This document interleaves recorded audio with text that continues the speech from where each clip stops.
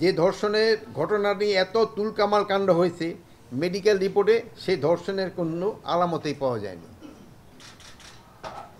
একটি পার্শ্ববর্তী দেশ দুর্গাপূজার প্রতিমা তৈরি করার সময় আমাদের মাননীয় প্রধান উপদেষ্টাকে যেভাবে নিন্দনীয়ভাবে উপস্থাপন সংবাদ পাওয়া গেছে এবং অসুরের মুখে দাড়ি দেওয়ার কাজটির মধ্যেও তারই যোগসূত্র দেখা যাচ্ছে।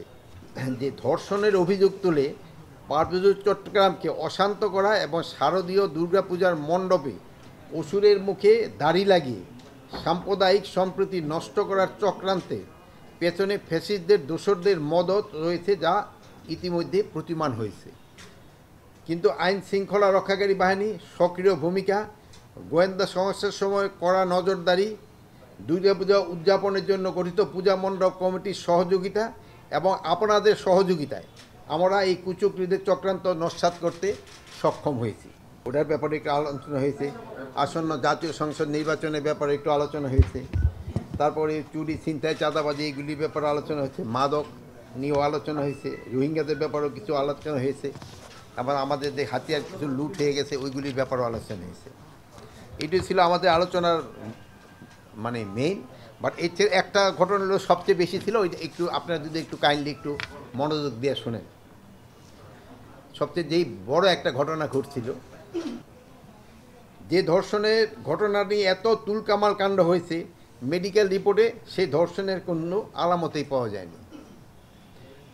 সেনাবাহিনী এবং আইন শৃঙ্খলা বাহিনী পাহাড়ের সাধারণ জনগণকে পাহাড়ি বাঙালির সহযোগিতায় এই ঘটনা আমরা সুষ্ঠু এবং সুন্দরভাবে মোকাবেলা করতে সক্ষম হয়েছি। ইতিমধ্যে পার্বত্য এলাকার অবরোধ ও 144 ধারা প্রত্যাহার করা হয়েছে।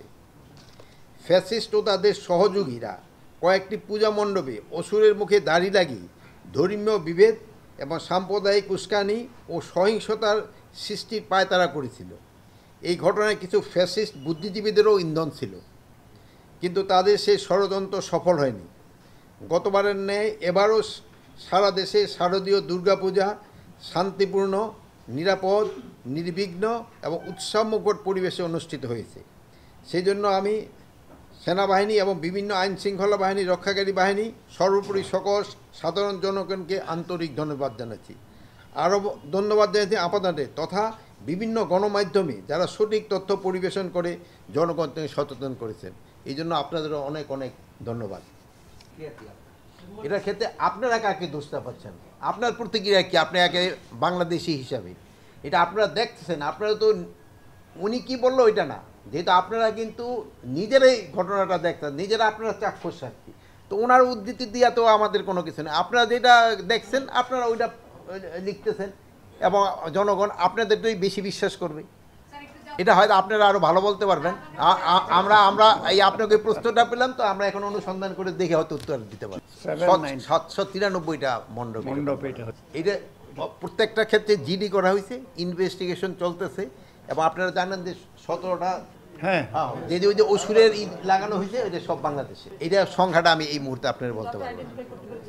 আমরা কিছু সংখ্যা অবশ্যই আইডেন্টিফাই করতে পারছি না, আমরা ওই ইসের সংখ্যাটা বলতে পারবো, বাট ইসের তো ওইটা জিডি হয়েছে, এখন আরও তো এটা ইনভেস্টিগেশন হচ্ছে। যারা এই ইসের এই দাড়ির এদের সাথে এখন পর্যন্ত কেউ গ্রেপ্তার হয় না, যেহেতু এটা ইনভেস্টিগেশন করছে। ধর্মীয় যারা নেতা আছেন, হিন্দু ধর্মীয়, এইটা এই ঘটনা ঘটার সাথে সাথেও ধর্মীয় নেতাদের আমরা জানিয়েছি, ওনারাও এটা তো আপনারাও বলতে পারবেন এটা পুরানো কিনা।